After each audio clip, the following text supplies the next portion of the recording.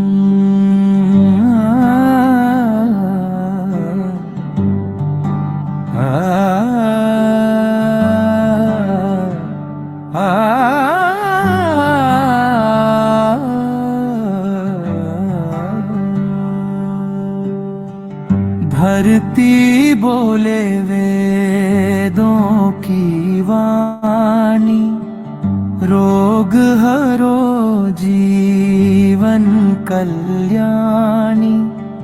जड़ से मिटे व्याधि का भार, आयुर्वेद दे जीवन सार। पंचकर्म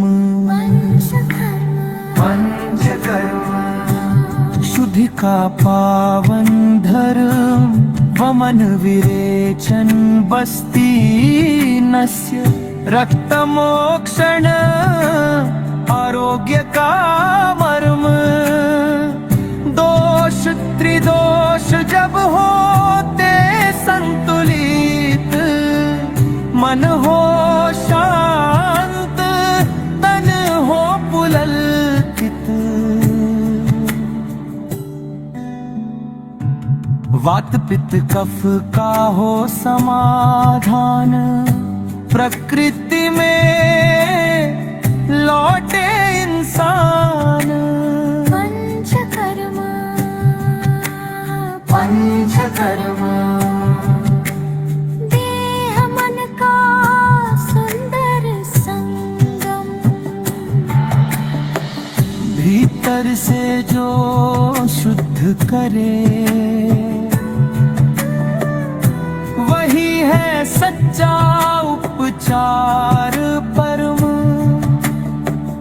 तेल की धारा स्वेद का ताप, हर ले रोगों का संताप।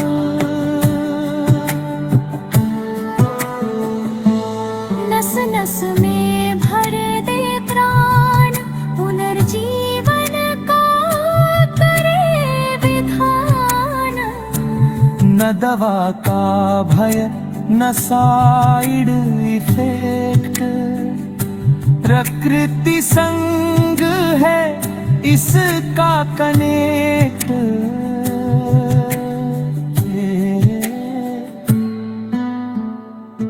हजारों वर्ष का अनुभव साथ, स्वस्थ जीवन का सच्चा पाथ।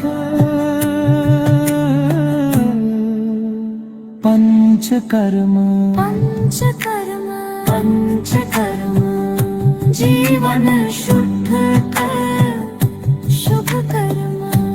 आयुर्वेद का अमृत ज्ञान, स्वस्थ भारत स्वस्थ इंसान।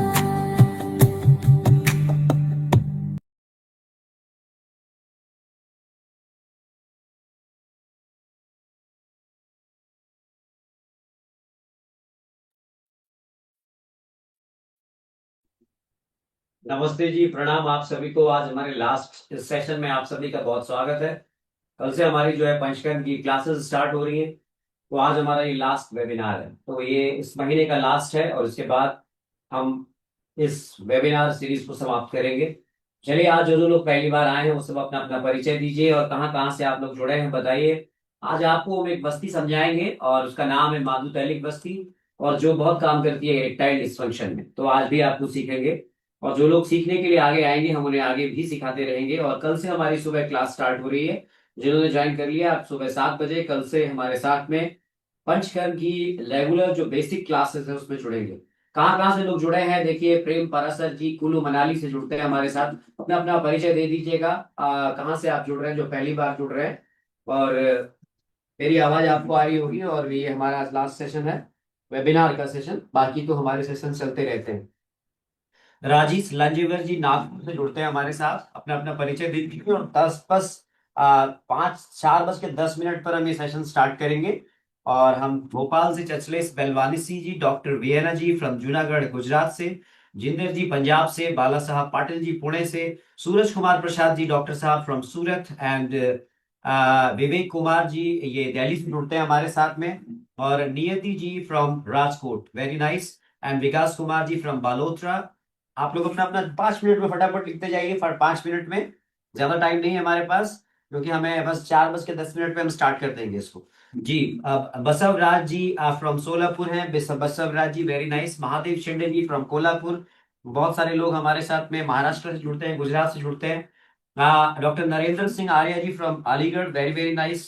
And doctor Dharamvir Singh ji from Gorakhpur, very nice. Doctor Akash ji from Punjab. बहुत सारे लोग हमारे साथ जुड़े हुए हैं भारत के अलग अलग हिस्सों से। And Shyamendra ji from Delhi, and Ratan ji from Delhi, doctor Ratan ji. Prasanna Purohit ji from Odisha, as well as. आप परिचय देते जाइए, बस 5 मिनट में, अब 4 मिनट रह गए। अजीत सिंह जी फर्रुखाबाद से। और अगर आप चाहें तो अपना कैमरा ऑन कर लेंगे तो अच्छा रहेगा, आपके भी दर्शन हो जाएंगे मुझे। डॉक्टर ईशान जी फ्रॉम जयपुर, ईशान जी हमारे साथ जुड़ते हैं जयपुर से। और डॉक्टर अंजुन राउत जी ब्रह्मपुरी चंद्रपुर उड़ीसा से, महाराष्ट्र से, चंद्रपुर महाराष्ट्र से जुड़ते हैं आप। बहुत बहुत स्वागत है आप सभी का, जो जो लोग अपना परिचय देते जा रहे हैं। बताइए बताइए, फटाफट बताइए। 82 लोग हैं, और जो उनका भी परिचय रह गया, 3 मिनट हमारे पास समय है। राहुल चौहान जी फ्रॉम लखनऊ, अपना अपना परिचय देते जाइए थोड़ा थोड़ा, 2 मिनट में। डॉक्टर सुनंदा जैन जी फ्रॉम सिरोही, सिरोही से जुड़ते हैं हमारे साथ में। और भी बताइए, और कौन कौन लोग हैं यहाँ पे, फटाफट। Doctor Syed Sadiq ji from Ujjain, oh very nice, बहुत अच्छा लगा सैयद सादिक जी आपसे मिलकर। मैं उज्जैन से, मेरा बहुत पुराना रिश्ता है, और हमने महाकाल की नगरी से ही अपना पंचकर्मा स्टार्ट किया था जी। चलिए, बहुत सारे Santa Gite ji from Pune, Aarti Akhani ji from Gandhinagar Gujarat, and अपना अपना परिचय। Pankaj Gupta ji from Pilibhit, Hansmukh Kamani ji from Surat, and Sandeep Lohia ji from my city that is Dehradun, Dehradun से जुड़ते हैं आप। बहुत बहुत स्वागत है, जहां मैं भी निवास करता हूँ। चलिए, और भी लोग अपना परिचय दीजिए। चलिए, तो अब हमारे पास केवल 3 मिनट शेष रखे हैं। अगर आप में से कोई अपना परिचय देना चाहते हैं तो परिचय दे दीजिए, ताकि हम आगे इस सत्र को बढ़ाएंगे। तो आपको बहुत ही अच्छा लगेगा। आज का ये सत्र हमारा बड़ा इंपॉर्टेंट है। इंपॉर्टेंट इस रूप में है कि हम आपको आज बताएंगे एक ऐसी बस्ती जो हम लोग देते हैं इरेक्टाइल डिस्फंक्शन में। तो पहले तो हम थोड़ा सा इसलिए जानना चाह रहे हैं कि आप लोग कौन कौन लोग हैं, कहाँ कहाँ से हैं, थोड़ा सा जान लें, फिर उसके बाद विषय पे आएंगे। इससे पहले हमारे महाराष्ट्र के संभाजी नगर से अपर्णा बरदापुरे जी हैं हमारे साथ। और जहां जहां से भी हैं, आप लोग अपना परिचय जरूर दीजिएगा, तो उससे अच्छा रहता है कि हमें अपने सेशन को आगे बढ़ाने में मदद मिलती है। बस 2 मिनट शेष है, 4:08 हो गए हैं। अभी 2 मिनट में आपका परिचय ले लेते हैं। और तो आप जरा अपना परिचय दे दीजिए, जिनको भी देना है। अगर आप अपना परिचय देना की इच्छुक है तो आप दे सकते हैं। चलिए, तो अब हमारे पास समय भी समाप्त होने वाला है, 1 मिनट बाद बचा हुआ है। अगर कोई अपना परिचय देना चाहे तो आप साधना जी दिल्ली से जुड़ती हैं, बहुत बहुत स्वागत है साधना जी आपका। और वैद्य रेणुका जी श्रीगोंड जी फ्रॉम सोलापुर महाराष्ट्र से, एंड नाविद मलिक जी हमारे साथ जुड़ते हैं पंजाब से। हिमाद्री शुक्ला जी हमारे साथ जुड़ती हैं गांधीनगर से, गुजरात से। और आप भी अपना अपना परिचय दीजिए। देखिए, क्या है आयुर्वेद में, आयुर्वेद की जो विद्या है पंचकर्मा, पंचकर्म के बारे में थोड़ा सा मैं आपको बताऊंगा, और फिर बस्ती पे लेके आऊंगा। देखिए, बुंदेला जी हमारे साथ जुड़ गए हैं, और बुंदेला जी और इली साहब मेरी क्लास भी ज्वाइन कर चुके हैं। कल सुबह 7 बजे से वो क्लास भी ज्वाइन करेंगे। आज ये मेरा लास्ट इस सेशन का, इस मंथ का ये लास्ट वेबिनार है पंचकर्मा का। मैं पहले अब आपको अपना परिचय दे दूं, जो लोग यहाँ पे पहली बार आए हैं। मेरा नाम है वैद्य नवीन जोशी। मैं एक MD आयुर्वेद हूँ, और काय चिकित्सा मेरी स्पेशलिटी है। मैं पूरे भारत में नाड़ी परीक्षा मर्म चिकित्सा सिखाने के लिए जाना जाता हूँ। अगर आपको मेरे बारे में ज्यादा जानना है तो मेरी एक वेबसाइट है, आप वहां पे जाके मेरे बारे में जान सकते हैं कि मैं क्या करता हूँ, क्या नहीं करता हूँ, मैं कैसे दिखाता हूँ। Everything you will get the information on this website. मेरी एक वेबसाइट है drnaveenjoshi.in। इसकी लिंक मैं आपको दे देता हूँ, आप इस पर विजिट करके मेरे बारे में जान सकते हैं, मैं कौन हूँ, मैं क्या सिखाता हूँ। ये मेरी वेबसाइट है और यहाँ पर आपको मेरे बारे में सारी जानकारी मिल जाएगी। और आपको अगर मेरे बारे में और भी अधिक जानना हो, क्योंकि देखिए अपना परिचय खुद देना अच्छा नहीं रहता, आप वेबसाइट पे जाएं और मेरे बारे में सब जान लें आप कि मैं कौन हूँ, क्या सिखाता हूँ।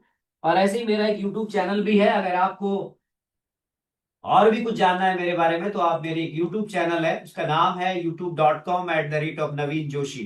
अगर आप इस पे जाएंगे तो आप मेरे बारे में सब कुछ जान जाएंगे कि मैं क्या, कैसे और क्यों सिखाता हूँ। ये मेरी वेबसाइट और ये मेरा यूट्यूब चैनल। अमित गुप्ता जी महोली सीतापुर से हैं। तो आप सभी से मेरा एक विनम्र निवेदन है कि आप सभी इस यूट्यूब चैनल को जरूर सब्सक्राइब कर लें। आप मुझसे जुड़े ना जुड़े, लेकिन हमारा जो ये रिश्ता है हमेशा बना रहना चाहिए। और इस यूट्यूब चैनल से आप हमसे हमेशा कनेक्ट रहेंगे, क्योंकि यहाँ पर हम अपनी नई नई पंचकर्मा के रिजल्ट्स, पंचकर्मा की थेरेपी, पंचकर्मा की प्रोसीजर्स की वीडियोस आपको डालते रहते हैं। तो जो जो आप यहाँ पे सब्सक्राइब कर रहे हैं वो डाल दीजिए और हम आगे बढ़ते हैं आज के इस सेशन में। चलिए, तो बहुत सारे लोगों ने, जब आपने सब्सक्राइब कर लिया तो यस या डन लिख दीजिए यहाँ पे।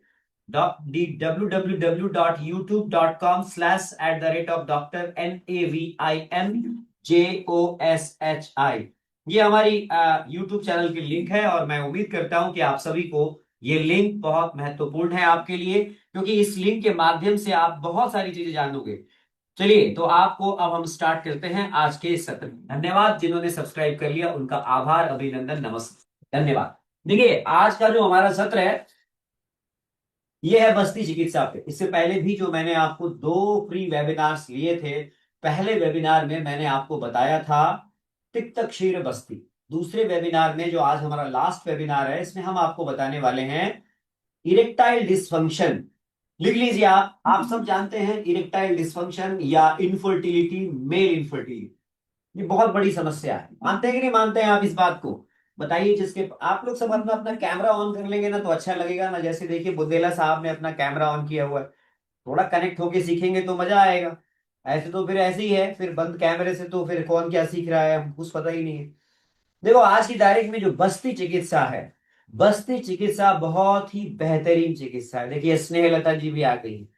और बस्ती चिकित्सा अगर आपने अपनी प्रैक्टिस में नहीं आपने यूज करी है तो आप शायद कुछ मिस कर रहे हो। You are missing something if you are not using the बस्ती चिकित्सा इन योर।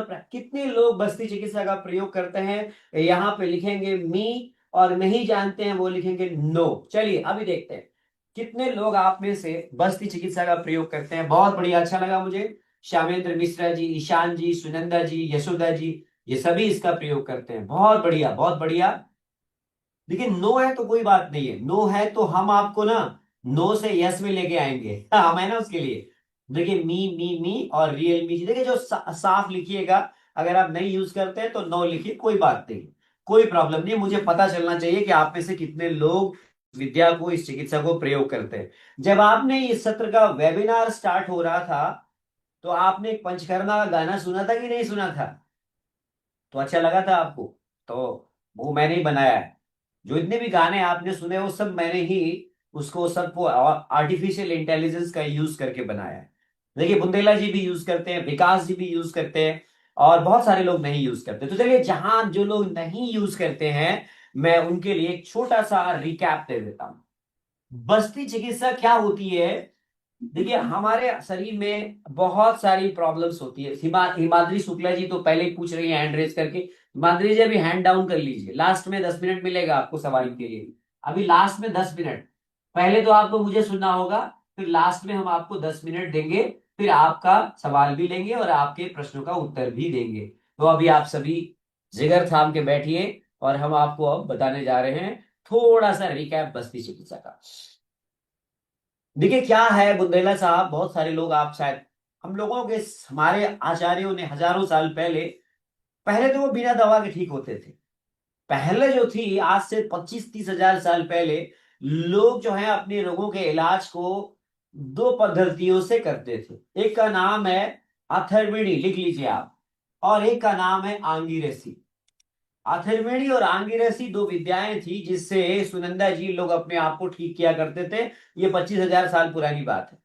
लेकिन जैसे जैसे रोगों की वृद्धि होती चली गई, इंसान ने खुद डेवलप किया, इनोवेशन किया, और एक विद्या आई, इसका नाम है मनुष्यजा। ये अथर्ववेद में लिखा हुआ है कि चिकित्सा 4 प्रकार से की जाती है: अथर्वणी, आंगिरसी, दैवी और मनुष्यजा। लिख लीजिए आप चाहे तो। 4 प्रकार की चिकित्साओं का वर्णन अथर्ववेद में मिलता है। तो अथर्वणी की बात नहीं करेंगे, आंगिरसी की भी बात नहीं करेंगे, दैवी की भी बात नहीं करेंगे। हम आज बात करेंगे मनुष्यजा चिकित्सा, जिसको मानव ने डेवलप किया। तो मानव इस दुनिया में इस ऐसा प्राणी है, ऐसा प्राणी है जो इनोवेट करता है। इनोवेटिव आइडियाज ह्यूमन ब्रेन में आते रहते हैं। ठीक है ना बुंदेला जी? तो मानव ने पहले कंदमूल, फल, हर्ब्स, इन दवाइयों का इजाद किया और इन दवाओं से रोगों को ठीक करने का प्रयास किया।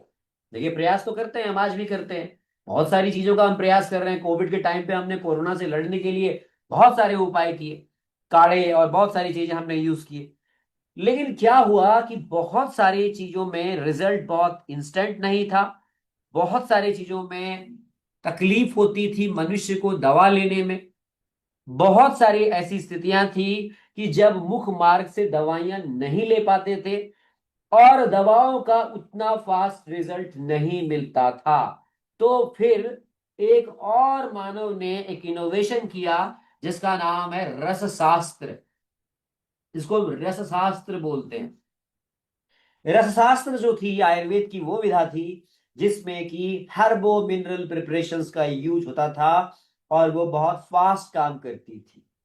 लेकिन सत्यार्थी जी वो बहुत महंगी होती थी, क्योंकि उस जमाने में भी सोने और चांदी महंगे ही होते थे, व्यापार के साधन थे। इसीलिए रस शास्त्र की जो विद्या थी ये राजाओं तक सीमित रह गई। इसीलिए उसका प्रयोग करके जो वैद्य इलाज करता था वो राज वैद्य कहलाता था। लेकिन इतना ही नहीं, इसके अलावा शरीर के शोधन करने की भी विधाएं डेवलप हुई, जानवरों से देख के, प्रकृति से देख के। और वही एक विद्या आपके सामने शोधन चिकित्सा के रूप में आई। तो देखिए, शोधन, शो और धन समझ में आ रहा है। Detox, cleaning. जब आप किसी से ज्ञान लेने जाते हैं अंकन कुमार जी, तो आप कैसे जाते हैं? खाली होके जाते हैं नहीं। अगर आप भर के जाएंगे पहले से तो ज्ञान नहीं ले पाएंगे। किसी भी घड़े में यदि आपको कुछ भरना है तो आप पहले उस घड़े को खाली करते हैं, फिर उसमें डालते हैं, है कि नहीं सत्यार्थी जी? अगर घड़े में पहले से कुछ सामान भरा हुआ हो तो फिर कैसे आप उसमें धारण कर पाएंगे? तो शोधन का जो प्रिंसिपल है, जो कॉन्सेप्ट है, वो इसी विद्या, इसी पर आधारित है कि आपके शरीर के अंदर भी टॉक्सिन्स जमा होते हैं, स्वस्थ व्यक्ति में भी जमा होते हैं। ये मत समझिएगा कि हम हेल्दी हैं तो हम बहुत क्लीन हैं, है कि नहीं सुनंदा जी? दुनिया में कौन ऐसा व्यक्ति है जिसके पेट में मल नहीं, जरा बताइए।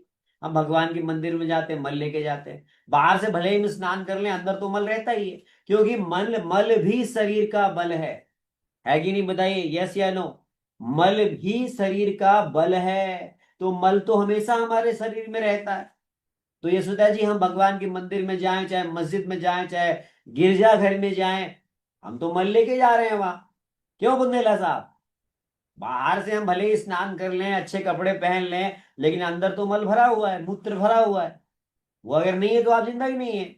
तो देखिए, ये मल हमारे शरीर में स्वाभाविक रूप से बनते हैं। जो बनते हैं स्वाभाविक रूप से वो परेशानी नहीं करते हैं।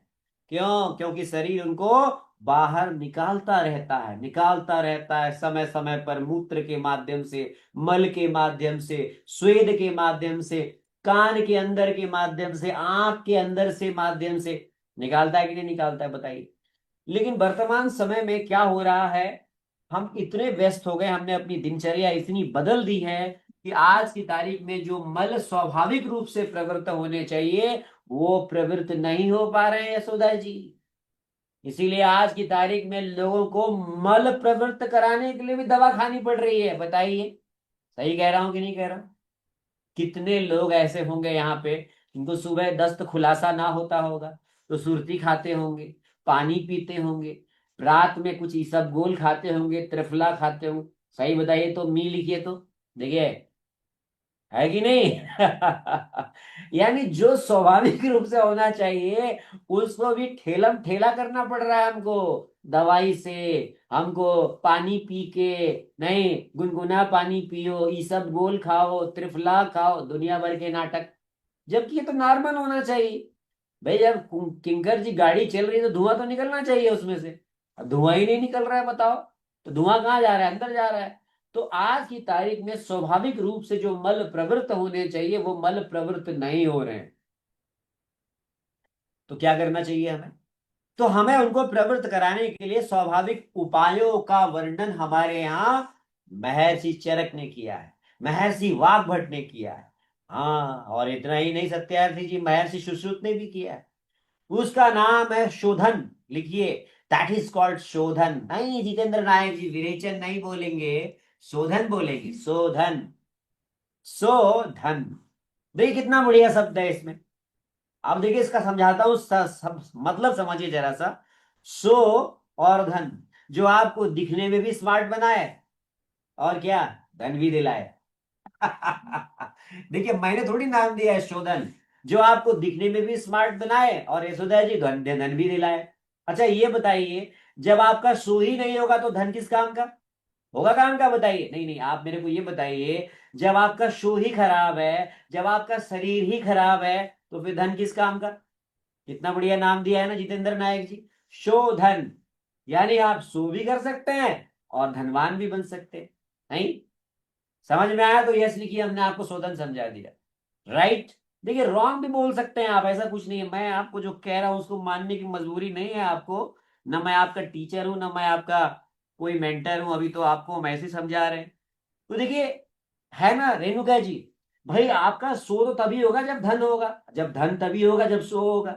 दोनों ही रेसिप्रोकल है कि नहीं? तो देखिए कितना बढ़िया नाम लिखा है कि जो आपके शरीर में, एक तो आपके शरीर को ऐसा बनाता है, स्वस्थ बनाता है, और जो आपके धन का एक्चुअल वैल्यू देता है। क्यों यशोदा जी? बहुत पैसा कमा लिया, भयंकर, लेकिन सुबह मल साफ नहीं हो रहा है। नहीं आरती जी, पूछिए जरा उससे जिसको 5 दिन से मल नहीं उतर रहा हो, वो आपको कितना परेशान होगा चंपे जी। तो ऐसे में हमारे आयुर्वेदाचार्यों ने देखा कि विरेचन देते हैं। क्या देते हैं हम? विरेचन देते हैं। विरेचन का रेचन लिखिए, रे और चन। देखिए मैं सब समझा रहा हूं आपको बड़े आराम से। रेचन का मतलब होता है बुंदेला जी, बाहर निकालना, आउट, आउट करना, आउट करना। हाँ, बाहर निकालना, बाहर निकालना है, नहीं, शरीर से बाहर निकालना। लेकिन क्या होता है यशोदा जी, हर आदमी उसके योग्य नहीं होता है। हर आदमी के शरीर के अंदर जमा कचड़े को विरेचन से निकालना ही बहुत ज्यादा आसान नहीं होता है, क्योंकि इसके लिए हमें दवाएं मुंह से देनी पड़ती है ना सुनंदा जी, रियलमी जी, प्रसन्ना जी, देनी पड़ती है कि नहीं देनी पड़ती है? और देखिए हजारों साल पहले हमारे आचार्यों को पता था कि जो भी दवा आप मुंह से देते हैं वो पेट में जाती है, वो हमारे स्टमक में जाती है।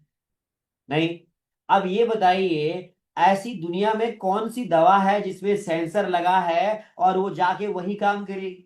बताइए जरा सा।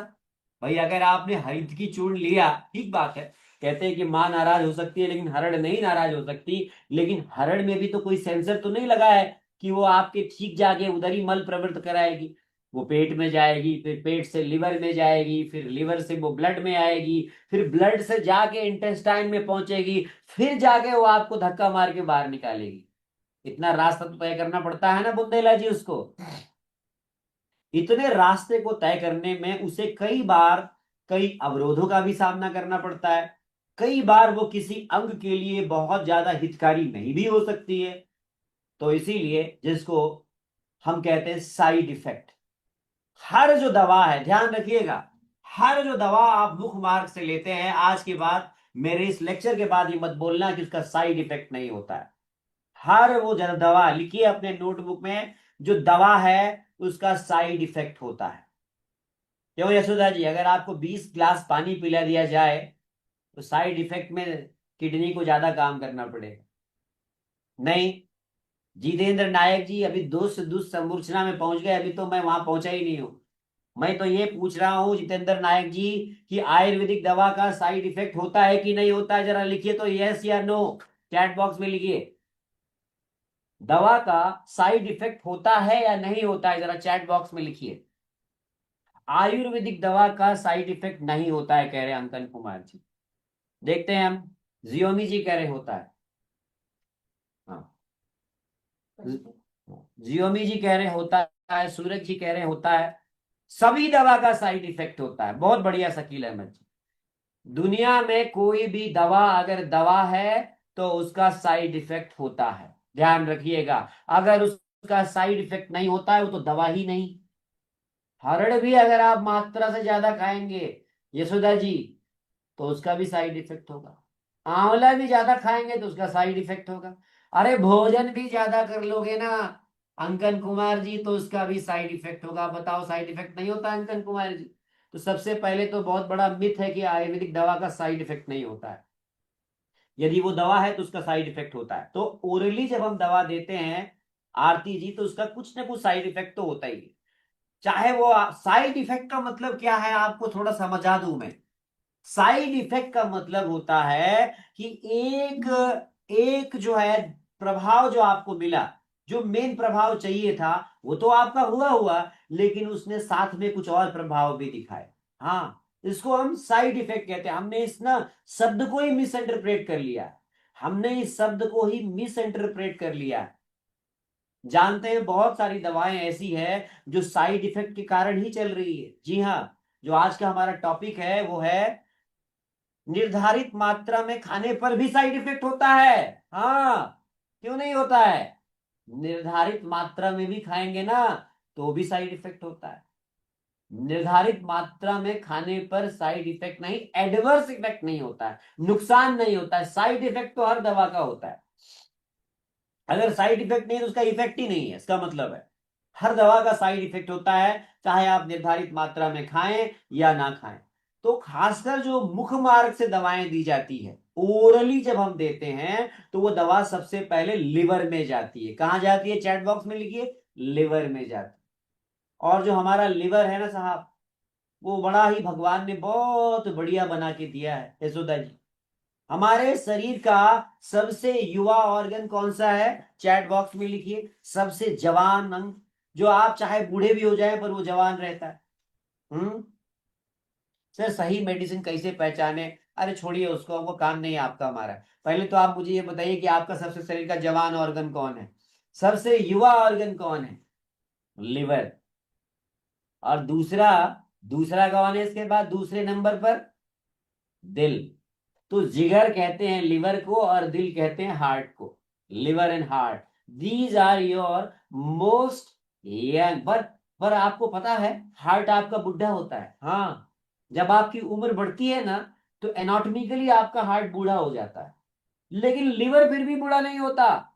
लिवर अगर आप काट देंगे ना आरती जी, फिर से नया हो जाएगा वो। इसीलिए लिवर ट्रांसप्लांट मोस्ट सक्सेसफुल होता है। लेकिन क्या होता है, हर जो चीज हम खाते हैं, ध्यान रखिएगा, हर जो चीज, चाहे दवा चाहे भोजन, चाहे आप कुछ भी खा रहे हैं, वो लिवर में जाती है। क्लियर है? कोई डाउट तो यस लिखिए, नहीं तो नो लिखिए। हर जो चीज आप मुंह से खाते हैं वो लिवर में जाती है, केवल दारू ही नहीं जाती है। जो भी खाना खाते हैं वो लिवर में जाता है सर। तो आप मान लीजिए किसी को काढ़ा दे रहे हैं, सपोज करिए, एक मिनट को मेरी बात ध्यान सुनिएगा। किसी को आप काढ़ा दे रहे हैं, पुनर्नवाष्टक काढ़ा मान लीजिए। क्यों दे रहे हैं आप उसको इसलिए दे रहे हैं सुनीता जी कि आप चाहते हैं कि उसकी जो किडनी में जो डैमेज हुआ है वो उसका रीजनरेट हो जाए, पुनर्नवा। टारगेट कहाँ है आपका? किडनी। कहाँ टारगेट है? वो आपने दवा क्यों दी? किडनी को ठीक करने के लिए। लेकिन पहले कहाँ गई वो? लिवर में गई आरती जी। उसका तो लीवर ठीक है, लीवर तो उसका चंगा है, पर दवा तो वहां गई ना। अब दवा वहां तो देख रही है दवा, हाँ, दवा ऐसे से देख रही है भी यहाँ कहाँ गड़बड़ी है, तो वहां कुछ गड़बड़ी मिल ही नहीं रही है उसको। तो जब कुछ गड़बड़ी उसको दिख नहीं रही है, फिर वो वहां से आती है, कहाँ आती है, फिर वो ब्लड में आती है, फिर ब्लड से वो किडनी में जाती है। तो क्या आपको लग रहा है बुंदेला जी की वो जो पुनर्नवा गई आपकी लीवर में, तो वो कुछ नहीं करेगी, वो शांत बैठेगी? भाई जब वो दवा है तो कुछ ना कुछ तो करेगी ना। पर वहां गड़बड़ी तो थी नहीं, तो वो क्या करेगी, वहां से लिवर से उसको हाइपर एक्टिव करेगी और वहां से पित्त को निकालेगी निचोड़ के, जिसकी जरूरत नहीं थी। लिवर तो बढ़िया था उसका। ये है साइड इफेक्ट। समझ में आया द्विवेदी रमेश चंद्र जी? इसको बोलते हैं साइड इफेक्ट। वो उसको जरूरत नहीं था करने का, क्योंकि वो दवा मुंह से दी गई, वो गई लिवर में, जबकि लिवर में कोई ट्रबल नहीं था, ट्रबल किडनी में था। पर वो दवा लिवर में रुकी, लिवर में रुकी तो अब उस दवा का प्रभाव है, वहां पर उसको कोई जरूरत नहीं थी काम करने की। लेकिन किसी काम काजू आदमी को आप खाली बिठा दोगे तो कुछ ना कुछ तो करेगा ना आरती जी हो जाके। तो उसने लिवर को स्टिमुलेट किया और जबरदस्ती वहां से बाहर निकाल दिया बाहर। इसको बोलते हैं side effect. Main effect kidney में था उसका, लेकिन उसने साइड इफेक्ट कहां किया? लिवर में किया। इसीलिए हर वो दवा जो आप देते हैं वो थोड़ा थोड़ा साइड इफेक्ट करती है, ये आप आज लिख लो। आज आप इस बात को ध्यान के अंदर लिख लो। तो ऐसे में हमारे आचार्यों ने सोचा कि क्या किया जाए। भाई एक तो स्वाद भी बड़ा खराब है काढ़ों का, गोलियों का, चूर्ण का, कई लोग उल्टी कर देते हैं। तो जितेंद्र नायक जी फिर हमारे आचार्यों ने, हाँ अब आए रमेश चंद्र द्विवेदी जी, कहानी वहीं तो लेके आ रहा हूं मैं। तो देखिए अन्वेषण, गवेषण और शोध ये पर्यंत चलता था। ये नहीं कि आज ही के ये जो मॉडर्न के डॉक्टर यही शोध करते थे, बहुत बड़े ठेकेदार हैं ये शोध के। नहीं, आज की तारीख में सबसे बड़े ठेकेदार कौन बने हैं शोध के? एलोपैथी वाले। जबकि हमारे आचार्य पहले ही शोध करते थे। ये क्यों सुनंदा जी? जब खोपड़ी दी थी तो सोचते थे, हाँ सोचते थे क्या ऐसा तरीका निकाला जाए जिससे कि उसको दवा भी पहुंच जाए जगह पे, और उसका लिवर और जो पेट है, स्टमक है, वो बच जाए। तो उन्होंने हजारों साल पहले, ये यहां नहीं, ये आप जाके चेक कर लेना, जो इजिप्ट में इतिहास मिलता है कि इजिप्ट में उन्होंने सबसे पहले ट्राई किया कि गुदा मार्ग से दवा दी जाए। लिखिए, ग्रेट। उन रिसर्च स्कॉलर्स को आप ग्रेट लिखिए जिन्होंने ये दिमाग में आइडिया निकाला कि गुदा मार्ग से दवा दी जाए। नहीं, अब बताइए, लोगों ने मजाक उड़ाया होगा ना सुनीता जी, अनीस अहमद जी का, क्या बकवास बात कर रहे हैं ये, हैं दवाई तो यहां से दे दी जाएगी। उन्होंने ट्रायल किया इसका। नहीं, उनको सबसे पहले नोबेल प्राइज मिलना चाहिए। उन्होंने इसको एनीमा के रूप में बताया। क्या बताया? एनीमा। पहले पानी का एनीमा दिया उन्होंने, फिर उन्होंने देखा कि यार इसमें कुछ गड़बड़ हो जाता है, क्योंकि हमारी आंख जो है वो कुछ का नेचर अलग है। उन्होंने देखा कि अगर हम पानी का एनीमा देते हैं तो केवल मल ही साफ होता है ना, इलाज नहीं होता है। उन्होंने देखा, फिर उन्होंने दवाइयों का एनीमा स्टार्ट किया, दवाइयों के घोल से। वहां भी देखा बुंदेला जी की तकलीफ हो जाती है, हाँ, क्योंकि आंत है वो बनी नहीं। तो इस प्रकार से शोध करते करते करते करते हमारे आयुर्वेद के आचार्यों ने, हाँ यहाँ क्रेडिट देंगे हम, हमारे आयुर्वेद के आचार्यों ने 2 प्रकार की बस्ती ढूंढी। लिखिए, 2 प्रकार की बस्ती। बोली कि शरीर में अगर मात्रा से तेल दिया जाए गुदा मार्ग से तो बड़े काम की है, और यदि काढ़े के साथ ऐसा फार्मूलेशन बनाया जाए जिसमें कि तेल मिला हुआ हो, वो भी बड़ा काम का है। हाथ को भी नुकसान नहीं पहुंचाता है, काम भी हो जाता है, साइड इफेक्ट भी नहीं होता है। इस प्रकार से बस्ती का कॉन्सेप्ट आया। समझ में आया आपको? समझाया मैंने, पूरा कहानी से समझा दिया आपको मैंने बस्ती। तो बस्ती का कॉन्सेप्ट कैसे आया? उन साइड इफेक्ट से बचाने के लिए जिसमें लिवर या फिर हमारा स्टमक कोई इन्वॉल्व ना हो और दवा सीधे टारगेट साइट पर पहुंच जाए। अब देखिए, यहां पर आप सब जानते हैं कि हमारे शरीर में चक्रों का कॉन्सेप्ट है। मूलाधार से लेकर के आप सब जानते हैं सहस्रार चक्र, मूलाधार, आप सब जानते हैं गुदा, उसके ऊपर जाएं तो स्वाधिष्ठान चक्र जो आपकी बस्ती, फिर मणिपुर चक्र जो आपकी नाभि, फिर हृदय अनाहत चक्र, फिर देखिए ये आपका कंठ, ये विशुद्धि चक्र, फिर ये आज्ञा चक्र, और फिर जाकर सहस्रार चक्र। ये मेरुदंड को चक्रों में बांटा गया है। तो आपने सुना होगा, हमारे ही वैज्ञानिकों ने ये बताया कि हमारी सारी ऊर्जा कहाँ रहती है, मूलाधार में रहती है। हाँ, सारी ऊर्जा कहां से, ग्रेविटी के अलोंग हमारी सारी ऊर्जा मूलाधार में आती है। इसीलिए योग साधना में क्या कहते हैं, मूलाधार की ऊर्जा को जो व्यक्ति सहस्रार चक्र पर ले जाता है वही योगी है, जिसे कुंडलिनी जागरण कहा गया। समझ में आया आपको? तो यस लिखिए। तो अब मूलाधार से ऊर्जा को सहस्रार चक्र पर कैसे पहुंचाया जाए हिमाद्री शुक्ला जी, तो बड़ी समस्या है। उसके लिए तो योग करना पड़ेगा, बड़ा साधना करना पड़ेगा। कि इंसान तो है भौतिक भौतिक प्राणी है, तो उसके लिए बोला गया भैया ऐसे तो नहीं जाने वाला है। तो जैसे कि अभी एलॉन मस्क जो है वो एक रॉकेट बना रहा है, जिसमें कि बिठा के आपको स्पेस में पहुंचाएगा, फिर से वो रॉकेट नीचे आएगा, फिर से स्पेस में पहुंचाएगा। शोध ही तो है। उसकी कंपनी जो है ना वो ये शोध कर रही है। आज आपको बड़ा अजीब लग रहा होगा कि हम स्पेस में जाएंगे, किसी जमाने में ये भी अजीब लगता था कि हम हवा में हवाई जहाज से उड़ेंगे, और हमारे आचार्य हजारों साल पहले उड़ते थे, वो स्पेस भी ट्रैवल करते थे। जी हाँ। तो हमारे आचार्य ने कहा कि ताकत लगाएंगे नीचे से और मारेंगे प्रोजेक्टाइल सीधे ऊपर की तरफ, और दवा को भेजेंगे सीधे शूट करके ऊपर। है कि नहीं सुनीता जी? फिर आई हमारी बस्ती चिकित्सा का कॉन्सेप्ट। आया समझ में आपको? यानी गुदा मार्ग से मिसाइल को प्रोजेक्टाइल मूवमेंट देके सीधे ऊपर विशुद्धि चक्र, आज्ञा चक्र और सहस्रार चक्र तक पहुंचाने की जो विधि थी, जो कला थी, जो आर्ट थी, वो थी बस्ती। तो एक बार हमारे आचार्यों के लिए ग्रेट लिखो, ये मिसाइल टेक्नोलॉजी केवल उन्हीं को नहीं पता थी, ये गुरुत्वाकर्षण का सिद्धांत केवल गैलीलियो या न्यूटन को ही पता नहीं था, ये हमारे सभी आचार्यों को पता था। अगर आचार्यों को पता नहीं होता 5000 साल पहले, तो बस्ती दान के लिए प्रक्षेपण शब्द का प्रयोग नहीं आया होता। बस्ती देने के लिए हम कौन सा शब्द यूज करते हैं बुंदेला जी? प्रक्षेपण। प्रक्षेपण यूज करते हैं, लॉन्च करते हैं, लॉन्च। है कि नहीं ग्रेट? कोई बताया आपको आज तक? आज तक नहीं बताया होगा किसी ने आज तक। आज तक तो यही कह रहे हो यार, बस्ती चिकित्सा है, बस्ती चिकित्सा है। हमने आपको कैसे समझाया? देखो, लॉन्च शब्द जो यूज किया गया है वो बस्ती के लिए किया गया है। दवा देने के लिए लॉन्च शब्द नहीं किया गया है, मुंह से आप देते हो उसके लिए नहीं है। लॉन्चिंग वर्ड जो है ये यूज ही किया गया है बस्ती के लिए। अरे अंजना अंजना जी, अब तो कहानी आगे बढ़ गई। ये तो मैं थोड़ी पढ़ाता हूँ आपको, मैं नहीं पढ़ाता हूँ, मेहरबानी करके माफ कीजिएगा, कोई और ही पढ़ाता है। वो चरक सुश्रुति पढ़ाते हैं आपको, वो तो फ्लो में आता है ये सब चीजें। मैं अगर सोच रहा हूँ कि मैं पढ़ा रहा हूँ तो मैं बहुत आपको एक प्रकार से, मैं शायद उन ऋषियों का वो जो है उनके प्रति गुस्ताखी कर रहा हूँ। हाँ सर, पाइल्स के केस में बस्ती केस इंडिकेट है कि नहीं अभी बताएंगे ना, पहले सुनो तो सही।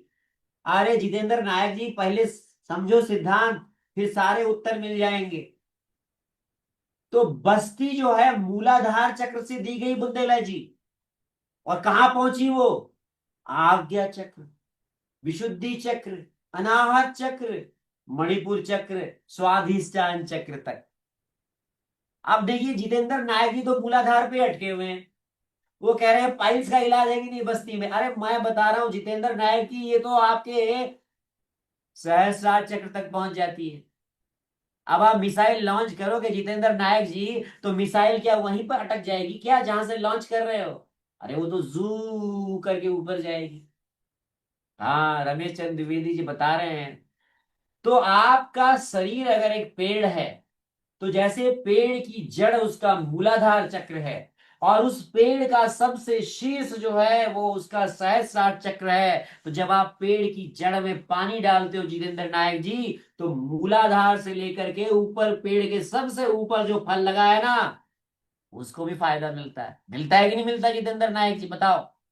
यस या नो? नहीं नहीं, पेड़ में पानी चढ़ा डालते हो जड़ में, तो खाली जड़ ही को पानी मिलता है क्या? है, अब समझ में आया? यानी कि जो जाइलम है और फ्लोएम है वो उसी प्रकार से उस द्रव्य को ऊपर पहुंचाते हैं ग्रेविटी के अगेंस्ट। ये बात हमारे आचार्यों को पता थी, इसीलिए बस्ती के लिए प्रक्षेपण शब्द का प्रयोग आया है। अब देखो यहां पे एक बात मैं आपको बता दूं, बहुत इंपॉर्टेंट बात है। आज की तारीख में लोग बस्ती को एनीमा समझते हैं। बस्ती को क्या समझते हैं? एनीमा। बस्ती और एनीमा बिल्कुल अलग है। बस्ती and enema is totally different. आपकी जो आंख है, आपको मैं थोड़ा समझाता हूं। देखिए आप सभी कैमरा ऑन करते हैं ना तो बहुत अच्छा लगता है। अब जैसे देखिए आरती जी कितना बढ़िया, अंजना जी बैठी हैं, है ना? देखिए अब थोड़ा आपके भी दर्शन हो जाते हैं ना तो हम भी अहोभाग्य हो जाते हैं, हमारे भी भाग्य सुधर जाते हैं है कि नहीं? भाई दर्शन जो है, आप सभी तो उस परमात्मा के स्वरूप हैं, आपके भी दर्शन हो जाएंगे तो हम भी, हमारा भी दिन, हम रात अच्छी हो जाएगी हमारी भी। तो देखिए हमारी जो आंत है ना, आंत कैसी है हमारी? देखिए आप, जो हमारी बड़ी आंत है, जहां से हम बस्ती को लॉन्च करते हैं, वो जो बस्ती है उसकी जो आंत का जो एक प्रकार से नेचर है ना, कभी पढ़ा होगा आपने बायोलॉजी में या फिर मेडिकल साइंस में, वो गंदी चीज को बाहर फेंकती है आरती जी, और काम की चीज को अवशोषित कर लेती है। देखिए हमारी जो सुबह सुबह हम जाते हैं मल त्याग करने के लिए, तो मल बाहर आता है। कभी मल के साथ कोई अच्छी चीज आती है बाहर? कभी नहीं आती, जबकि वहां अच्छी चीज भी होती है। हाँ, हमारे मल के साथ अच्छी चीज भी होती है बड़ी आंत में, लेकिन वो अवशोषित हो जाती है और मल बाहर आता है। कितना बढ़िया बनाया है ना ऊपर वाले ने हमारी इंटेस्टाइन को। तो हमारे आचार्य ने सोचा कि क्यों ना इसका यूज किया जाए, क्योंकि गंदगी तो खुद ही बाहर फेंक देगी और काम की चीज को एब्जॉर्ब कर देगी, और एब्जॉर्ब करके वो सीधे कहाँ छोड़ती है? कहाँ छोड़ती है नायक जी? हमारी आंतों से जो भी चीज अवशोषित होता है वो कहाँ जाता है? सीधे ब्लड में जाता ही जाता है, ब्लड में। तो और आपका टारगेट क्या है? ब्लड में पहुंचाना। पहुंचा कि नहीं पहुंचा? बाय द वे मान लीजिए कि आपकी दवा में कोई ऊंच नीच भी हो तो वो भी वहां पर कोई नुकसान नहीं करेगी। एनीमा और बस्ती में क्या अंतर है आज ये भी समझ लीजिए आप, फिर हम आएंगे माधु तैलिक बस्ती पर जो हमारा आज टॉपिक है। एनीमा क्या होता है? पुराने जमाने में एनीमा क्या होता था? केवल मल को साफ करने के लिए जो आप देते हैं, लिख लीजिए आप कहीं पर नोटबुक में। कई लोग बस्ती को एनीमा बोलते हैं, ध्यान रखिएगा, बस्ती और एनीमा बिल्कुल अलग है। यदि आप मल को साफ करने के लिए क्या, चाहे ग्लिसरीन डाल रहे हैं, चाहे पानी डाल रहे हैं, चाहे आप कोई काढ़ा डाल रहे हैं, that is enema. But Basti is totally different. बस्ती का एनीमा से कोई लेना देना नहीं है। एनीमा का प्रभाव केवल स्थानिक होता है, न कि शारीरिक प्रभाव, बृहत बृहत प्रभाव दिखता है। इसीलिए आज की तारीख में जो नीम का काढ़ा डाले जा रहे हैं नेचुरोपैथी में, पतंजलि में कोई गिलोय का काढ़ा डाले जा रहे हैं, वो सभी बस्ती नहीं है मेरे भाइयों, दैट इज नॉट अ बस्ती।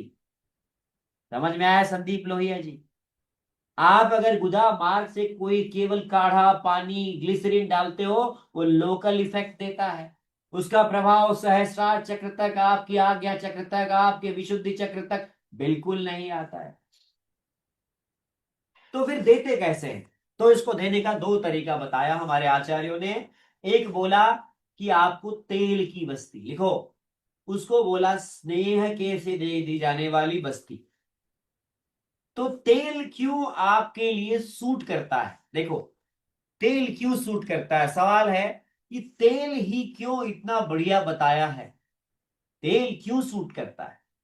हमारी जितनी भी शरीर की कोशिकाएं हैं, हमारी चाहे आंतें हैं, हमारी चाहे जो भी शरीर में बनने वाले कोशिकाओं के समूह है जो ऊतक बनाते हैं, उन सब की बाहर की जो दीवार है ना, हसमुख जी, अरे मेरी बात सुनो हसमुख जी, आपका तो नाम हस है और मुख भी है उसमें साथ में, पहले बात सुनो। जितनी भी दीवार है आपकी, वो काहे की बनी हुई जरा बताओ? हमारी कोशिकाएं, हमारी ऊतकों की दीवार काहे की बनी हुई है हसमुख जी? आपसे मेरा सवाल है। वात पित्त की तो बाद में बात करेंगे, पहले साधारण बात समझा दो मुझे। हमारी शरीर की जो भी आपके घर की बाहर की दीवार, ऐसे ही हमारी कोशिकाओं की, ऊतकों की बाहर की दीवार किससे बनी है? देखिए किसने लिखा प्रोटीन, किसी ने लिखा बीएसए, पता नहीं क्या लिख रहे हैं। अरे सवाल इसका जवाब दो सही भैया, 10वीं में पढ़ा होगा, बायोलॉजी में पढ़ा होगा, बच्चे को ही पता होता है 9वीं क्लास के। आयुर्वेदाचार्यों, आयुर्वेद से प्यार करने वालों, थोड़ा सा विज्ञान भी जानो, बताओ किससे बना होता है अभी तक? किस, Vishal Gupta ji, great. Lipid and protein, yes very nice. Niyati ji, lipid और प्रोटीन। प्रोटीन क्या है ना, ईंट है, देखिए, और लिपिड से चिपकाया हुआ है। जैसे हमारा हमारा घर बनता है ना, मैं आपको कितने अच्छे समझा रहा हूं, देखिए इससे बढ़िया कोई नहीं समझाएगा। जैसे हम घर बनाते हैं ना यशोदा जी, तो एक ईंट पर दूसरा ईंट, और उसके बीच में क्या लगाते हैं हम? प्लास्टर लगाते हैं। प्लास्टर लगाते हैं ना, क्यों? विभो जी, अंजना जी, प्लास्टर लगाते ही लगाते हैं, राहुल चौहान जी। वो प्लास्टर है लिपिड, और वो जो ईंट है वो प्रोटीन है। समझ में आया संदीप जी? अगर आपका प्लास्टर झड़ जाएगा तो ईंट रुकेगा क्या, जरा बताइए मुझे। अगर प्लास्टर झड़ जाए, यानी वहां से लिपिड निकल जाए, तो प्रोटीन रुकेगा क्या? हुआ नहीं रुकेगा।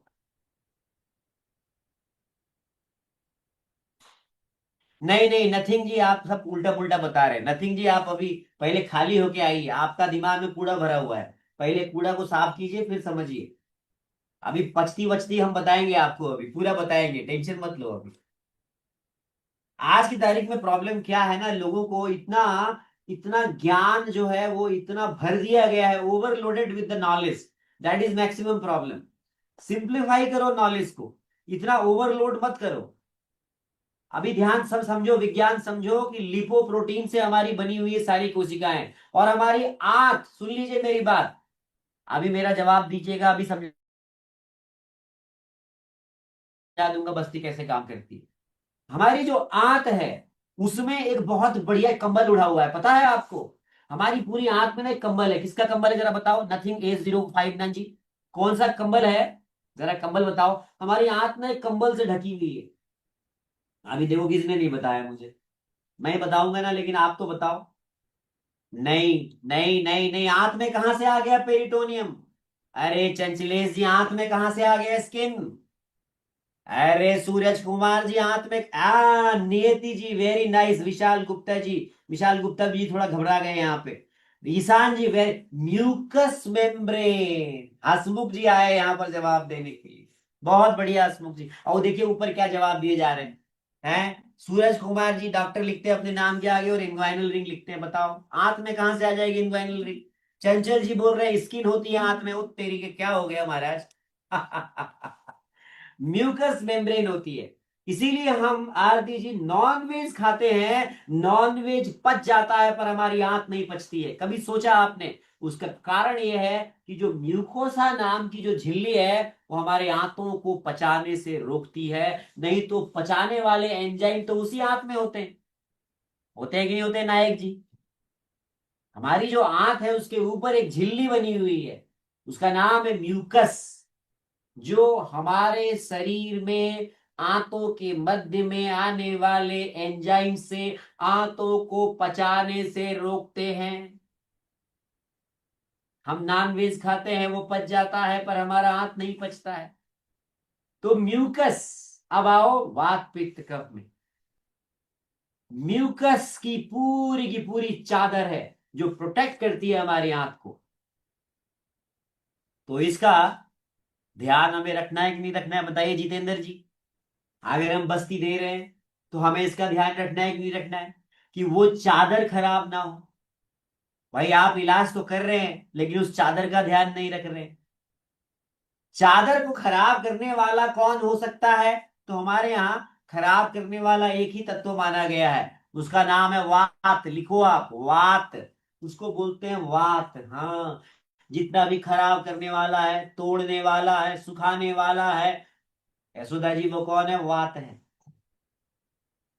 और वात का ही इलाज बस्ती से करना है, वात का ही इलाज बस्ती से करना है। तो हमने क्या देखना है? वात भी ना बढ़े और इलाज भी हो जाए, आंत की म्यूकोसा भी डैमेज ना हो, और लॉन्चिंग पैड से मिसाइल जो है वो सीधा जहां टारगेट साइट है वहां पहुंच जाए। नहीं, श्री हरिकोटा में जहां से रॉकेट लॉन्च करते हैं वहां पर आजू बाजू में किसी को जाने देते हैं क्या? नहीं देते हैं। हाँ, देख लेना, पूरा आसपास खाली करा देते हैं। दूरदर्शन में आप बैठ के देखते हैं रॉकेट की लॉन्चिंग, वहां 10, 9, 8, 7, 5, कभी वहां जाने दिया क्या? नहीं। जब रॉकेट लॉन्च होता है तो आसपास के एरिया को खाली कर दिया जाता है। ऐसे ही जब हम बस्ती को लॉन्च कराते हैं तो चांसेस होते हैं कि वहां पर डैमेज हो सकता है। इसीलिए बस्ती द्रव्यों का निर्माण बहुत सावधानी से किया जाता है। आया समझ में? तो यस लिखिए। यानी हमें जब बस्ती का फॉर्मुलेशन बनाते हैं तो इस बात का ध्यान रखते हैं कि आंतों की म्यूकोसा भी डैमेज ना हो और हमारा काम भी पूरा हो जाए। इसीलिए तेल का प्रयोग करते हैं। तेल का जो नेचर होता है वो हमारी म्यूकोसा के फ्रेंडली होता है। लिखिए, ऑयल जो होता है वो म्यूकोसा फ्रेंडली होता है। इसीलिए हम जब भी बस्ती को लॉन्च करते हैं पहले हम तेल की बस्ती देते हैं।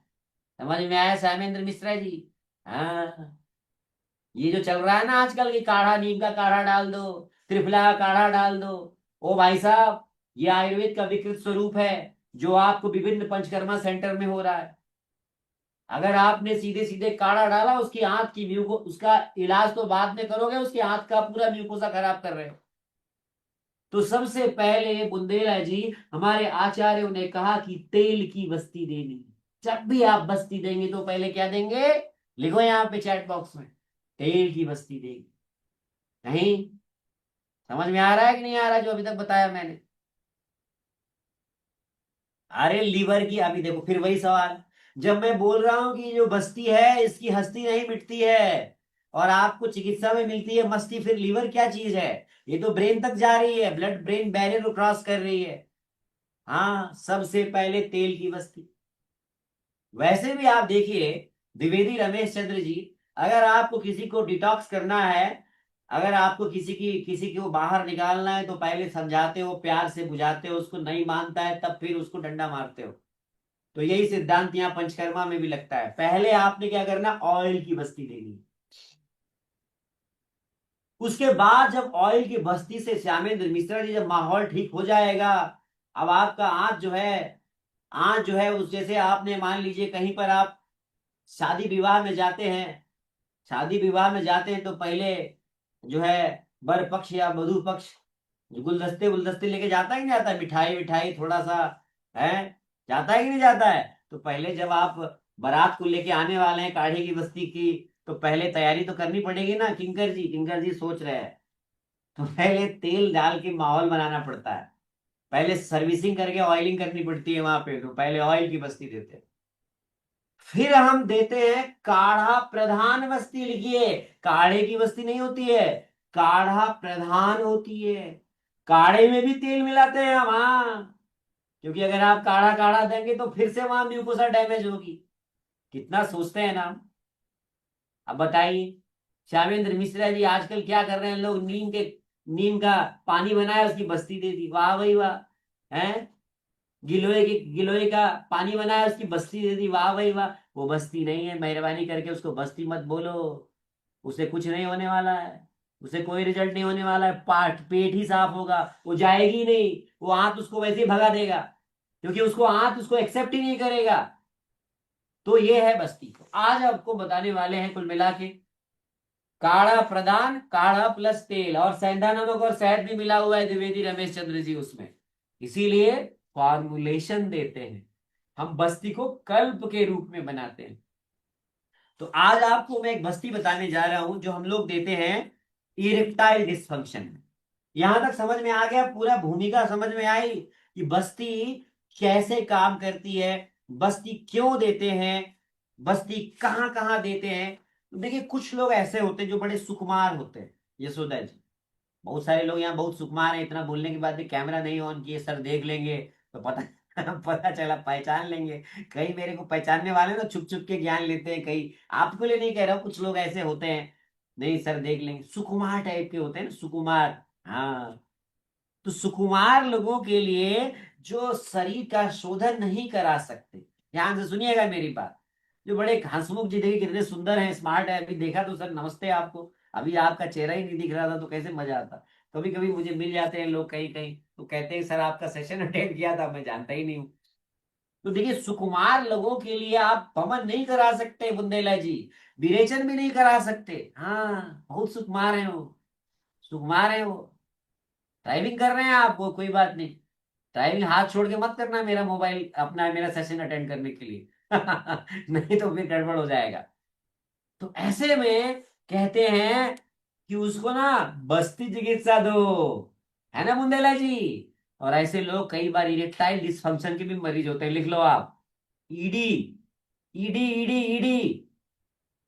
हाँ, दुनिया में अभी तक जो भारत में एक मामला देखा गया है कोर्ट में कि सबसे ज्यादा तलाक के जो मामले होते हैं वो होते हैं खर्राटे और ईडी, यही तलाक के कारण बनते हैं। तो खर्राटे भी बहुत जबरदस्त प्रॉब्लम है और इरेक्टाइल डिसफंक्शन भी बहुत बड़ा प्रॉब्लम है, इनफर्टिलिटी जिससे होती है। तो सुकुमार लोगों में ईडी की प्रॉब्लम होती है। सुकुमार का दुबला पतला से नहीं है, हाँ ध्यान रखिएगा। सुकुमार का मतलब ये है कागज के फूल, समझ में आया हंसमुख जी बारिश में जाएंगे तो छींक आ जाएगी साहब, हैं, धूप में जाएंगे तो सर दर्द हो जाएगा। वो मोटे भी हो सकते हैं, वो दुबले भी हो सकते हैं, उनको कहते हैं हमारे यहाँ आयुर्वेद में सुकुमार। हाँ, ऐसे लोगों के लिए क्या किया जाए, तो ऐसे लोगों के लिए प्राश्रित बस्ती बताइए, लिखिए चैट बॉक्स में, प्राश्रित बस्ती, प्राश्रित बस्ती, जिसको आप किसी भी व्यक्ति को आप आसानी से दे सकते हो। तो चलिए अब हम इसके बारे में बताते हैं कैसे बनाएंगे इसको आप। तो देखिए आपको कुछ नहीं करना है, पहले लेना है दूध, इससे पहले मैंने तिक्त क्षीर बस्ती बताई थी आपको। आपने लेना है दूध 50 ml, लिखिए दूध 50 ml, और इसमें मिलाना है आपने 25 ml शहद, और 25 ml मिलाना है गाय का घी। लिखिए दूध 50 ml, 25 ml शहद, 25 ml गाय का घी, और 25 ml तिल का तेल। इसको अच्छे से मिक्स करना है। कितना हो गया, 50 तो हो गया आपका दूध, 25 ml हो गया घी, 25 ml हो गया तेल, तो 100 ml ये हो गया, और 25 ml हो गया शहद, 125 ml हो गया आरती जी। कितना हो गया, 125 ml। दूध गुनगुना लेंगे आप, इसमें शहद घी और तेल को पहले एक साथ मिला लेंगे अच्छे से, शहद घी और तेल को अच्छे से मिला लेंगे, फिर फाइनली इसको दूध में मिलाएंगे, अच्छे से मिलाएंगे, खूब बढ़िया से मिलाएंगे। ध्यान रखिएगा, इसके जो, इसको कहते हैं माधु तैलिक बस्ती, लिख लीजिए आप, इसको बोलते हैं माधु तैलिक बस्ती।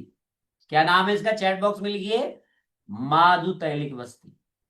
शहद, तिल तेल, घी और दूध। कहते हैं जो ये बस्ती है ना, ये बस्ती जबरदस्त है, सुकुमार को भी दे सकते हैं आप जी।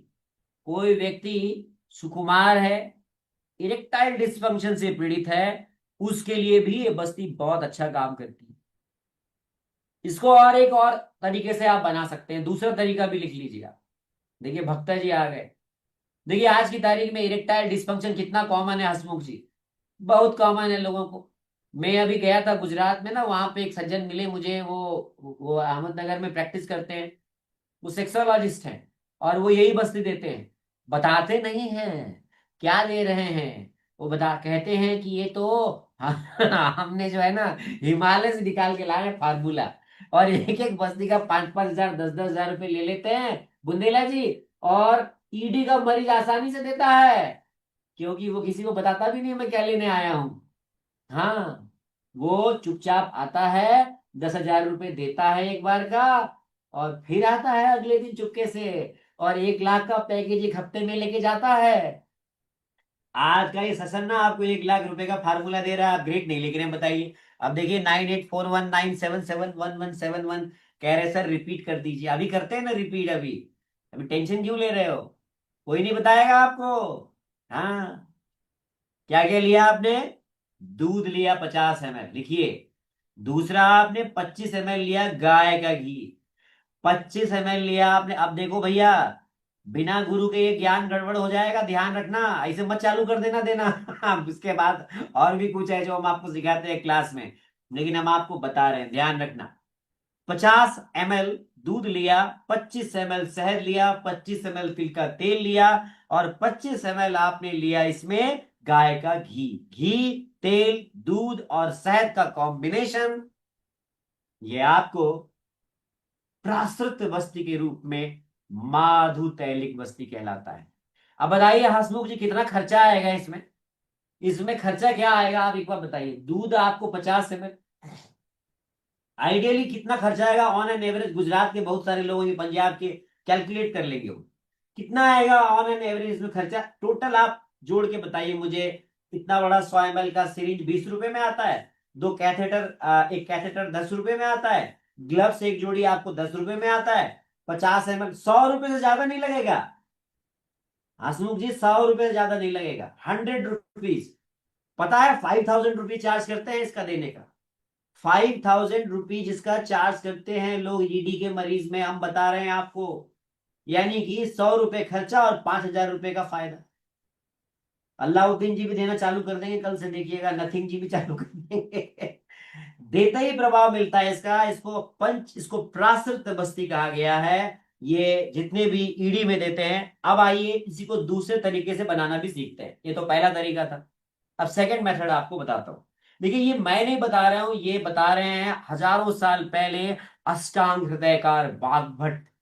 जानते होंगे आप सब कि बुद्ध धर्म के पीरियड में लोग अहिंसा और बहुत ज्यादा साधना आदि में लीन हो गए थे। उसका एक बड़ा नुकसान हुआ था। लोग जो हैं वो यूट्यूब का ज्ञान बहुत खतरनाक है, ध्यान रखिएगा, इसलिए मैं अपने लेक्चर्स यूट्यूब पे नहीं डालता हूँ। ये लेक्चर आपको नहीं मिलेगा, इसलिए ध्यान रखिएगा। मेरे जो क्लासेस होती हैं वो यूट्यूब पे नहीं होती हैं, मैं इसलिए नहीं लेता हूँ क्योंकि लोग इसको ना शुरू कर देते हैं। तो बुद्ध काल में क्या हुआ सुन लीजिए भक्ता जी। कहते हैं कि लोग बड़े ही आध्यात्मिक और विपස්සना में बड़े लीन हो गए और लोगों ने बच्चे पैदा करना कम कर दिया। मैक्सिमम लोग, बुंदेला जी, ईडी के मरीज हो गए। इसीलिए बताया जाता है कि बाद में लोगों को परिवार और संसार को चलाने के लिए बहुत जरूरी था।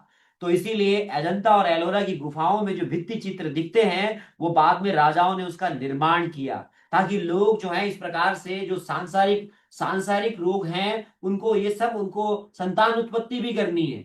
तो इसीलिए ये योग अष्टांग हृदयकार ने वाग्भट में बताए।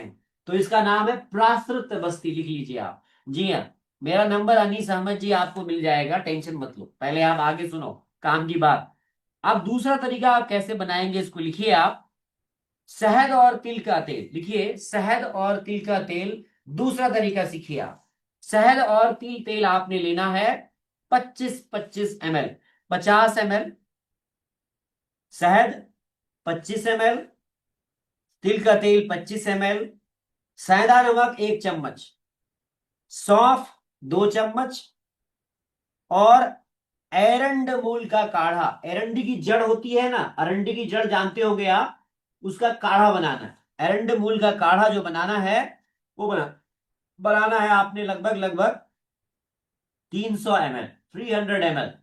300 ml एरंड मूल का काढ़ा, उसमें मिलाना है आपने कैस्टर, जो कैस्टर बोलते हैं, कैस्टर प्लांट, उसमें मिलाना है आपने 25 ml शहद, 25 ml तिल का तेल, 1 चम्मच सेंधा नमक और एरंड मूल का, और 2 चम्मच सौंफ, और मिलाना है एरंड मूल का काढ़ा 300 ml। जी हाँ, ये बना के जब आप बस्ती देते हैं ना, जरा ट्राई कर लीजिएगा।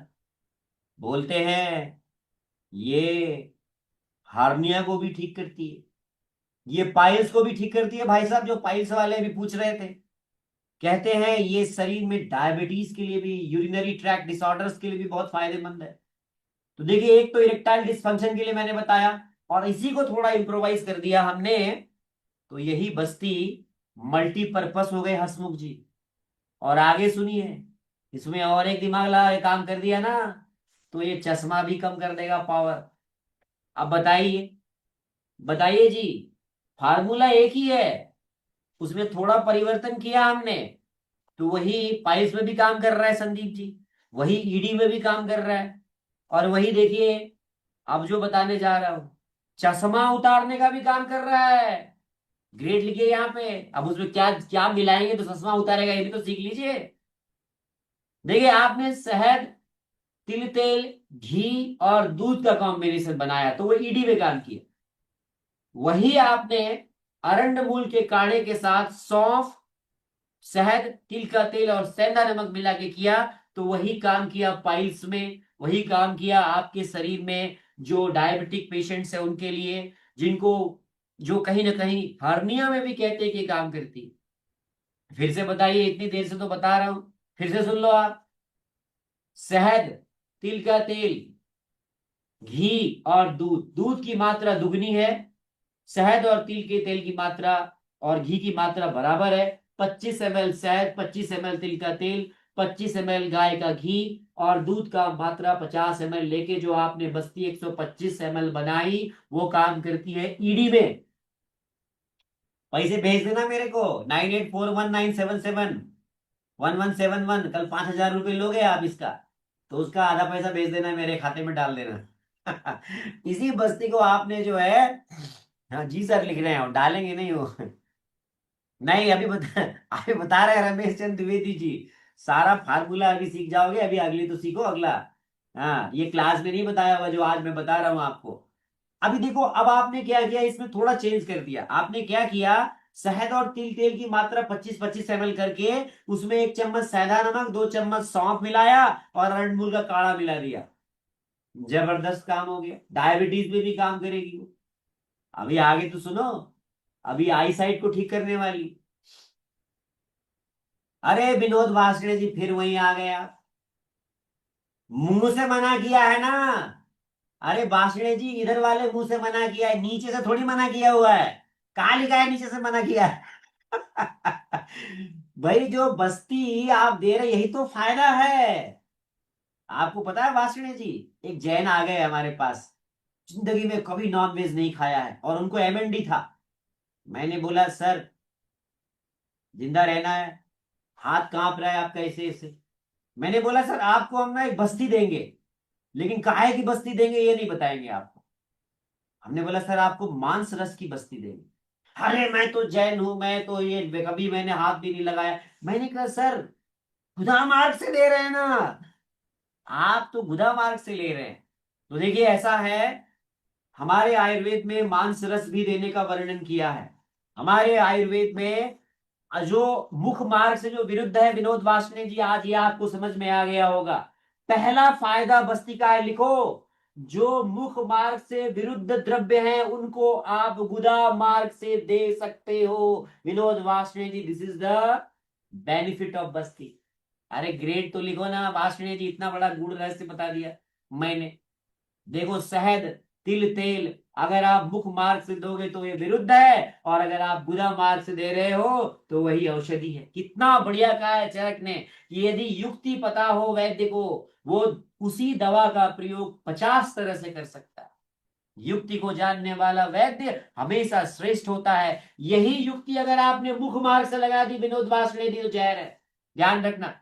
यही युक्ति अगर आपने मुख मार्ग से दे दी, कभी कोई ना ट्रायल मत कर लेना कि उसको शहद, तिल तेल और घी और मधु मिला के मुंह से दे देंगे तो यही काम करेगी, नहीं करेगी, नुकसान कर देगी। ध्यान रखना, जो बस्ती से बताया उसको बस्ती के माध्यम से ही देना है। तो अभी बात आती है चश्मा उतारने की। जानना चाहते हैं इसमें क्या मिलाएंगे चश्मा उतारने का? ग्रेड लिखो यहाँ पे, 1 लाख रुपए का फार्मूला बता रहा हूं मैं। हाँ, मुझे मालूम है इसके बाद सब लोग चले जाएंगे यहाँ से, कोई मेरी क्लास ज्वाइन करने वाला नहीं है इसमें से, जो कल से स्टार्ट हो रही है। लेकिन सबको फार्मूला चाहिए, फार्मूला चाहिए। लिखिए, कोई बात नहीं, घी और मधु अमृत है। अब लिखिए फार्मूला श्यामेंद्र मिश्रा जी, घी और मधु जहर है जब इसे मुख मार्ग से दिया जाए, और वही घी और मधु अमृत है जब इसे गुदा मार्ग से दिया जाए। वाह वाह, लिखो श्यामेंद्र मिश्रा जी, इतना बढ़िया चीज बता दिया मैंने। घी और शहद यदि मुख मार्ग से दिया जाए तो ये जहर है, और वही घी और मधु यदि गुदा मार्ग से दिया जाए तो ये अमृत है। ये आज तक किसी ने नहीं बताया होगा आपको। हाँ, देखो आप। और ये फार्मूला कोई मैं अपना नहीं बता रहा हूं, फिर मेहरबानी करके आप गलत फहमी मत रहिएगा ये 5000 साल पुराना अष्टांग हृदयकार वाघ भट्टाचार्य जी का फॉर्मूला है। तो श्यामेंद्र मिश्रा जी 5000 साल पहले जो वाघ भट्टाचार्य जी कह के गए ना, वो आज भी उतना ही सही है, ध्यान रखिएगा। वाह वाह, हसमुख जी ने भी वाह वाह कर दिया। तो अब आइए वाह वाह में एक और चीज जोड़ लेते हैं। कहते हैं कि अगर आपने इसमें बस थोड़ा सा एक और चेंज करना है, क्या बात है, क्या बात है संदीप लोहिया जी, यही जो अभी आपने बस्ती सीखी जिसमें अरंडबुल का काढ़ा मिलाया, सौंफ मिलाया, सेंधा नमक मिलाया, जिसमें आपने शहद और तिल तेल मिलाया, उसमें एक चीज और मिला दो, ग्रेट लिखो यहाँ पे। अरे उसमें बस वही तो है फाइनल फार्मूला, जो उस फार्मूला को बना देता है रॉकेट, और जो पहुंच जाती है आपकी नेत्र में।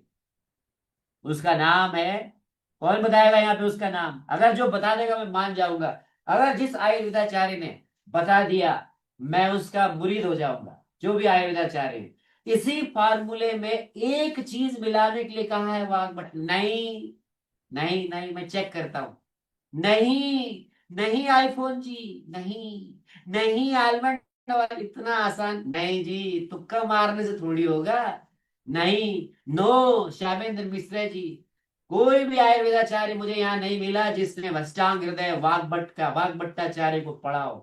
बड़ा दुर्भाग्य है, लेकिन मैं हूं ना आपको बताने वाला, चिंता मत करिए। लेकिन बड़ा दुख है मुझे, किसी भी आयुर्वेदाचार्य ने जो बीएमएस एमडी किए हुए हैं उन्होंने यहाँ पे अभी तक जवाब नहीं दिए।